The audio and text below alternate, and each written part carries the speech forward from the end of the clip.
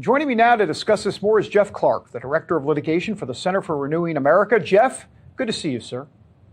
Good to see you too, David. Very pleased to be here. Well, look, you know all about an out-of-control government search. I mean, we know that you had your home searched by law enforcement officials after you worked for the Justice Department during the Trump years. So what's happening here, Jeff, with all of this ongoing drama? Help the viewers sift through some of this. Well, let me just start with a micro point that occurred to me as you were showing the photo again, right?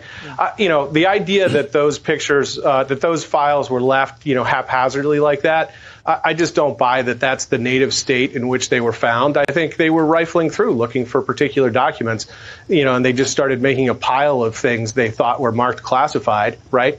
But then by the same token, they say they took the passports because they were mingled with other things like in a desk drawer, right? But that doesn't really make sense because clearly they could discern which ones were the ones they were looking for and which things were irrelevant, like the passports, right? So they took the passports anyway, and now they're just kind of trying to,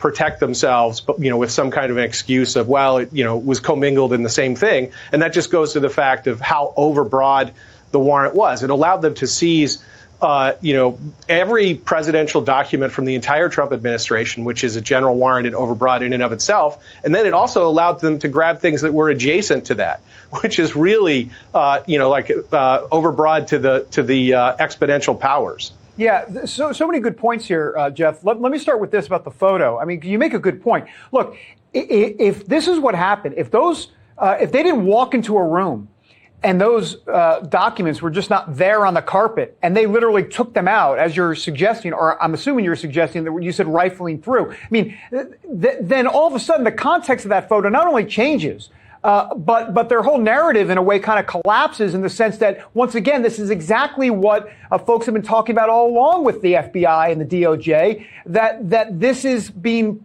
all pushed to one sort of narrative, that they're going to now, I don't want to call plant documents, but if you're going to take documents out of a folder and put them on the floor and then suggest that that's how you found them in their native state, I mean, that's just, I can't even imagine. Right. Why would they do, they would be, I know why they would do it, but to me, it's just like you're shooting yourself in the foot here. Right. So David, on that, right, I have a law professor, one of my favorites, who had an expression called a homely analogy. So let me give you a homely analogy about this. Okay. And it relates to comic book world, right? Spider-Man. I seem to remember that there were a lot of plots in Spider-Man, because he was the reporter, right, Peter Parker, for J. Jonah Jameson, where, because he was taking the pictures, he was sometimes urged by J. Jonah Jameson to stage pictures.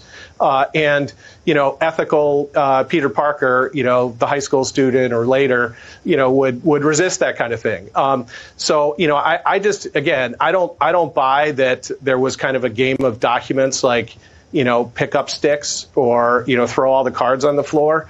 I don't think that's how the documents were found. We'll see what emerges on that. There's going to be a filing tonight by the president's lawyers, and they may shed some more light on that. Yeah, and by the way, you made an interesting point. It was a small one there at the end, but in essence, that original affidavit, or at least the information going before that, was that they wanted to take documents from 2017 all the way through 2021. That is a major point. You're going to go through you want all documents that are in the last 4 years?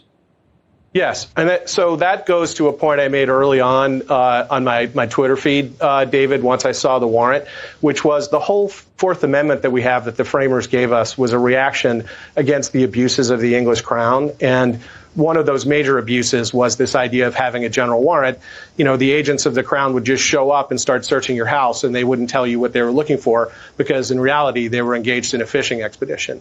And so that's why there's a particularity requirement in the Fourth Amendment that says, you have to particularly describe the person's papers or effects that you're going to search, and what you're looking for, and why you have probable cause.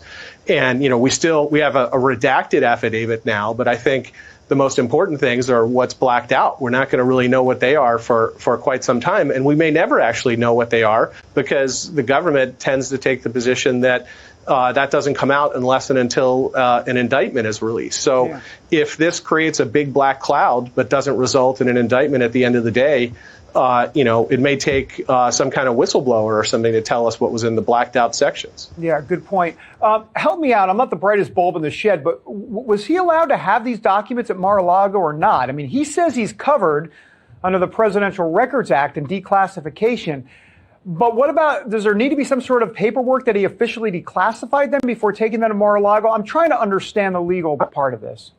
Right. I don't think so. I think Congress tries to do various things, and then there are policy documents that are written that aren't even regulations, right, that go through a regulatory process of notice and comment to get some kind of, due process and formal input. They try to do that because they try to kind of put presidents in a box, or at least presidents they don't like in a box. So there was an excellent editorial in the Wall Street Journal by David Rivkin, and that argued, and I find it to be very persuasive, that the Presidential Records Act is a civil enactment, and it basically occupies the field. It's the most specific enactment on point, and there's a general legal principle of the specific controls the general.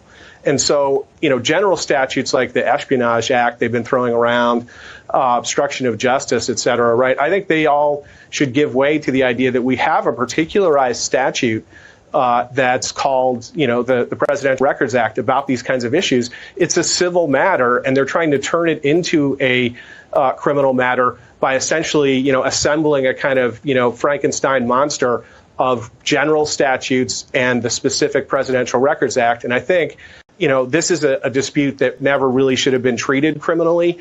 I think it's the first time we've ever seen something like the Frankenstein of trying to assemble particular other statutes and put them together with the Presidential Records Act and say it's a unified whole. I think that's wrong, and I think it's unprecedented legally.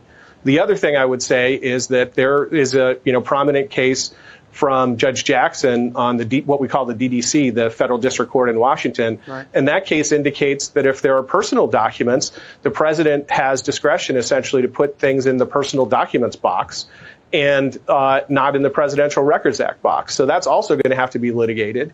And it's also something that's not discussed in those other statutes. And it's not discussed in the other statutes because the other statutes are general enactments. They're not the specific on point, on all fours Presidential Records Act. Jeff Clark, fascinating information. Love to get you back maybe next week or as this goes on. Thank you so very much.